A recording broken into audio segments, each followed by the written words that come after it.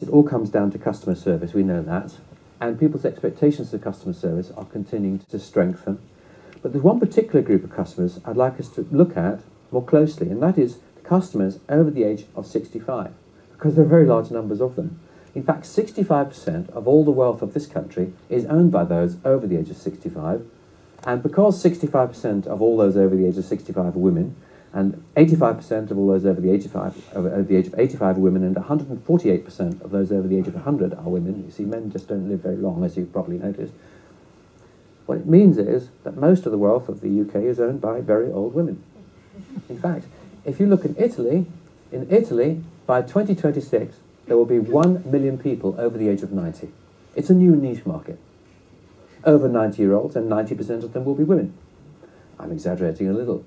But the 1 million over the age of 90 is not an exaggeration. That is a biological fact set in history, unless there's a great SARS pandemic or something which wipes out 500,000 old people in the next couple of years. That will happen as a direct consequence of demographic shifts. Demographics is fundamental to the future of our business. It determines every aspect of retail. And these are very long-term trends. People say to me, how can you predict the future? I said, it's obvious. Yes, we can't guess the price of oil in the next 6 months, of course. Only a lunatic would say that they could. But things like a pensions crisis, that's been obvious for 30 years. We've known that. It's a simple fact that we haven't been producing any babies recently.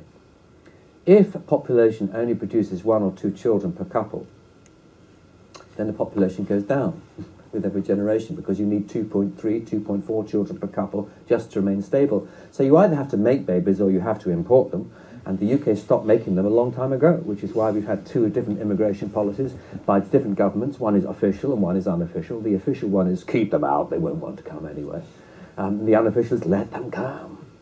In fact, it's only recently we started recounting people at Heathrow Airport as they came in. For a whole decade, we stopped counting people at ports, airports, and anything else. Why? Because what you don't know, you don't have to confess. If you don't believe me, go and talk to anybody in immigration. So when we had 11 new countries entering the European Union, the Prime Minister at question time said that he thought that the current predictions were that about 4,000 new people per year would want to come and work in the UK.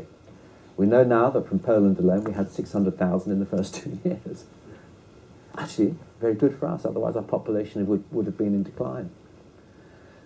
We live in interesting days, and actually these migrant populations are transforming retail.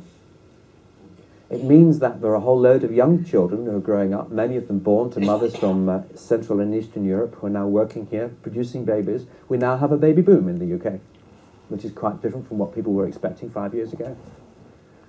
We have whole opportunities for niche marketing of ethnic products. In my part of London, where we have a huge Polish community, it seems like every other store has become a small Polish outlet. And you go down other parts of the high street and we're seeing all kinds of new brands and chains developing, which are feeding all kinds of ethnic consumer interests. These older consumers do have different needs, which I think are still being really rather badly thought through. It's still quite difficult to go through a big department store and find a single chair to sit down on. Yes, there's a cafe, but it's not. You usually have to walk about 3 stories to get to it. It's such a simple thing to do to enhance someone's shopping experience. I'm not so old, I'm only 54, but I appreciate being able to sit down while I'm waiting for my wife to change some clothes. Here's another area too, which is to do with eyesight. Put your hands up if you need your reading glasses to read a menu by candlelight in a restaurant. Yeah, you see, you're over the age of 43. Now, a strange thing is that the primary marketing tool for any restaurant is, of course, its menu. Correct.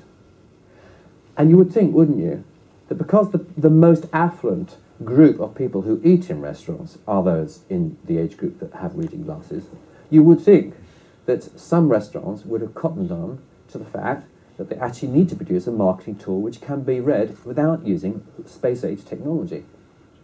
My wife and I went to a restaurant the other night, and the waiter came with a torch. Oh, wonderful. The torch was to illuminate the almost microscopic invisible text on our menu. He was doing it with every single table. I thought, how fascinating is that? It's just another example of blindness. And why does it happen? It's such a simple thing to sort it out. But it's not just menus, it's the text on every single product that you sell, which I suspect, what do you got? People over the age of 65 walking around with their reading glasses, every single product, chicken and pies. Well, life's too short. We need to be thinking about signage, we need to be thinking about the needs of older people.